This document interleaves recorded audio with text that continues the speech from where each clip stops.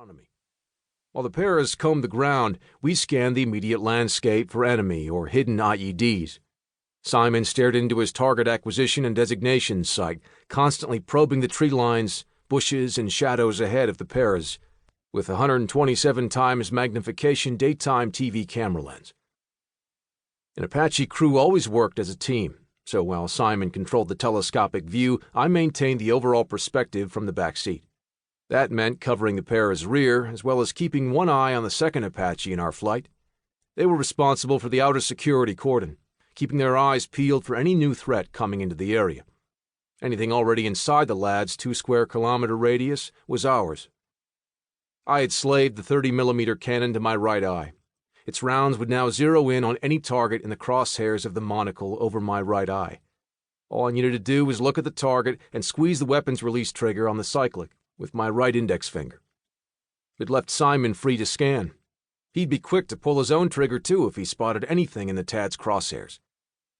We were in close to the paras on this one, directly overhead. We wanted anyone in the area to know that we were ready to engage in an instant if the Taliban wanted to start something again. It was normally enough to put them off, but not always. They'd stood and fought here once already this morning. That's why I was keen to speed things up. The boys are about to cross into the second field. You sure that irrigation ditch is clear? From what I can see, it is. Nothing else of note? No, nothing. Okay, I'm just watching the clock a bit, you know? Sure, Simon paused. I'm going deep into the tree line in the far eastern end of the second field now. It's the only place I haven't yet been in detail. It wasn't just here. I never felt comfortable anywhere inside the green zone. Nobody did, not for a single minute. It should have been called the red zone. It was where the Taliban were, and we weren't. A thin strip of well-irrigated land, no more than 10 kilometers wide at its broadest point, on each side of the Helmand River. The great waterway snaked its way down the entire length of the province, through vegetation dense enough to make it a guerrilla fighter's paradise. We preferred the desert, which covered the rest of Helmand.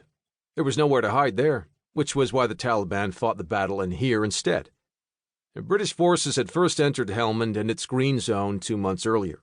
Only now, though, were we beginning to realize what a massive, tough battle it was going to be.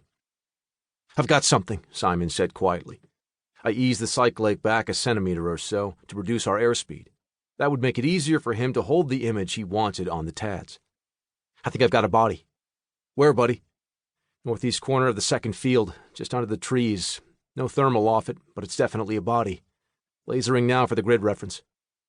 I radioed the company commander on the ground, passed on the grid reference, and gave him verbal directions as well. It would save them valuable time. A minute later, Simon spoke again. "There's something to the north of it." I knew what was coming. "I think I've got a second. 10 meters to the north of the first, tucked under the trees this time, in a ditch, in the shade. No thermals off this one either." My heart sank.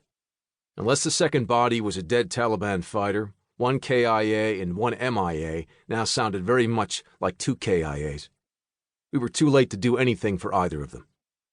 I radioed the paras commander again. They had begun to protect the area around the first corpse, but one of his men seemed to have spotted the second body already and was moving towards it. A second crosshair on my monocle told me exactly where Simon was focusing his Tads. He was on the second body, and he hadn't moved for a good 30 seconds. We couldn't afford to concentrate on them. We still needed to look out for the boys. The dead weren't going to be any threat. The threat was elsewhere. I gave Simon another 10 seconds. He still hadn't pulled out. Now I was seriously twitchy. A body might be the perfect come-on for another ambush, but we were never going to spot anyone like that. He needed to scan beyond the tree line now. "Si, pull out. You've been on the bodies far too long, mate. Look out for the boys."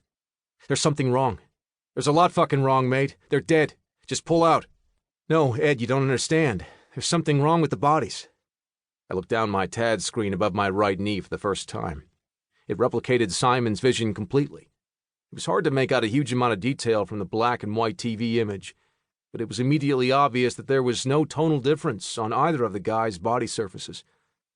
It could only mean one thing. They'd been stripped. It's not just their clothes. Look at the way they're lying. Does that look right to you?